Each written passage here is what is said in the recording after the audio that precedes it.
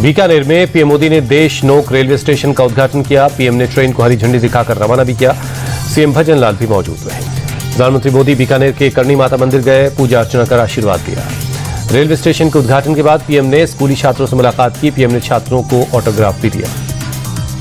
रूस के लिए सर्वदलीय डेलीगेशन रवाना। डेलीगेशन नंबर 6 को लीड कर रहे हैं डीएमके की कनिमोझी। रूस के लिए रवाना होने से पहले डीएमके सांसद कनिमोझी बोली, हमारा उद्देश्य भारत के संदेश को अलग अलग देशों तक पहुंचाना, दुनिया को आतंकवाद के खिलाफ एकजुट करना। रूस और स्पेन समेत 5 अन्य देशों के डेलीगेशन में आरजेडी सांसद प्रेमचंद गुप्ता शामिल। बोले, पूरी दुनिया आतंकवाद से त्रस्त है और पाकिस्तान अपनी फैक्ट्री चला रहा है, हम पाकिस्तान को उजागर करेंगे। रूस के डेलीगेशन में आप सांसद अशोक कुमार मित्तल भी शामिल हैं। बोले, हम विदेशों में जाकर बताएंगे कि भारत एक शांतिप्रिय देश है, लेकिन यदि हम पर युद्ध सौंपा जाएगा तो हम कड़ा जवाब देंगे। कनिमोझी के नेतृत्व वाले डेलीगेशन में बीजेपी सांसद कैप्टन ब्रजेश चौटा भी हैं। बोले, पाकिस्तान एक नैरेटिव बनाने की कोशिश कर रहा है जिसे हम तोड़ेंगे। जेडीयू सांसद संजय झा के नेतृत्व में डेलीगेशन टोक्यो पहुंचा। भारतीय दूतावास में हुआ स्वागत। ऑपरेशन सिंदूर के बारे में दुनिया को बताने के लिए 5 देशों की यात्रा कर रहे हैं। डेलीगेशन ने जापान में भारत के राजदूत सीबी जॉर्ज के साथ बैठक की। भारतीय दूतावास में हुई इस बैठक में सभी सदस्य मौजूद रहे। बैठक के बाद डेलीगेशन में शामिल बीजेपी सांसद अपराजिता सारंगी का बयान। पहलगाम आतंकी हमले को लेकर जापान के दृष्टिकोण पर विस्तार से बात हुई। टोक्यो पहुंचे डेलीगेशन के सदस्यों ने महात्मा गांधी की प्रतिमा पर फूल अर्पित किए। जेडीयू सांसद संजय झा के नेतृत्व में टोक्यो पहुंचा है डेलीगेशन। जापान के बाद इंडोनेशिया, मलेशिया, कोरिया और सिंगापुर का दौरा करेगा ये डेलीगेशन। जेडीयू सांसद संजय कुमार झा के नेतृत्व में 10 दिनों की ये यात्रा होगी। सर्वदलीय डेलीगेशन को बीजेपी सांसद दीपक प्रकाश ने सार्थक पहल बताया। बोले, विश्व का जनमत आतंकियों के खिलाफ हो, इसके लिए भारत लगातार कोशिश कर रहा है। डेलीगेशन को लेकर बीजेपी सांसद कमलजीत सहरावत ने कहा, भारत अपनी बात रखने के लिए पूरे देश में जा रहा है, पूरी दुनिया में जा रहा है। पाकिस्तान बहुत गुमराह करता है। विदेशों में डेलीगेशन भेजने के फैसले को आरजेडी सांसद मनोज झा ने खूबसूरत फैसला बताया। का ऑपरेशन सिंदूर के बाद कई सारे मित्र देश खुलकर सामने नहीं आए। ये पीड़ा किसी राजनीतिक पार्टी की नहीं बल्कि देश की है। पाकिस्तान के खिलाफ भारत का एक्शन। पाकिस्तान हाई कमीशन के एक और कर्मचारी को 24 घंटे में देश छोड़ने का आदेश।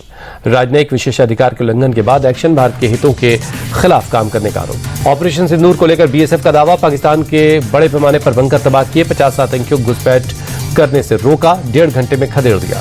बीएसएफ के डीआईजी बोले, महिला जवानों ने संभाला मोर्चा। अगर दुश्मन फिर से कोई हरकत करता है तो पहले से ज्यादा ताकत के साथ जवाब देंगे। अमेरिकी राष्ट्रपति डोनाल्ड ट्रंप ने फिर किया भारत पाकिस्तान के सीज फायर करवाने का दावा। कहा, हालिया विवाद को सुलझाने के लिए कारवार को हथियार बनाया। दिल्ली एनसीआर में बीती शाम बारिश और तूफान का कहर। कई जगहों पर पेड़ और बिजली के खंभे उखड़ गए। 2 लोगों की मौत, 11 लोग जख्मी। यूपी में आंधी तूफान और पानी बिजली गिरने से 24 घंटे में 34 लोगों की मौत। कासगंज और फतेहपुर में 5-5 लोगों की जान गई। यूपी में आंधी, बारिश, ओलावृष्टि, वज्रपात को लेकर सीएम योगी का निर्देश। क्षेत्रों का भ्रमण कर तत्काल राहत राशि का वितरण किया जाए। गुवाहाटी शहर के कई हिस्सों में तेज बारिश। कई जगहों पर पानी भरने से लोग परेशान रहे। जम्मू कश्मीर के पुंछ में भी तूफान का कहर। एक स्कूल के टीन का ढांचा तूफान में तबाह हो गया। झारखंड शराब घोटाले पर बीजेपी सांसद निशिकांत दुबे बोले, रांची झारखंड की राजधानी न होकर भ्रष्टाचार की राजधानी बन गई है। कांग्रेस जहां भी सत्ता में होती है वहां भ्रष्टाचार होना ही है।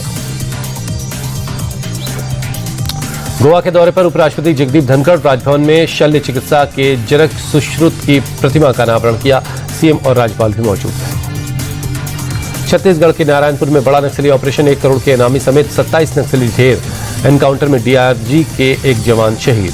नारायणपुर मुठभेड़ के बस्तर के आईजीपी सुंदर राज ने बड़ी उपलब्धि बताया। कहा, केशव राव उर्फ बसव राजू की मौत के बाद इलाके में शांति आएगी। उत्तर प्रदेश के बदायूं में आग का कहर।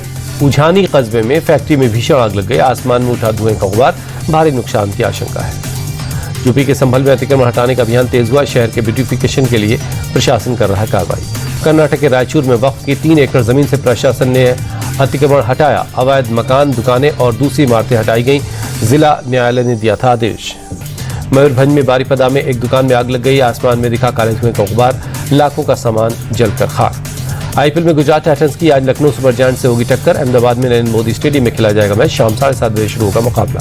आरसीबी की टीम बॉन्डिंग इवेंट में कोहली, अनुष्का ने पिकल बॉल खेला। कार्तिक, दीपिका समेत कई प्लेयर नजर आए।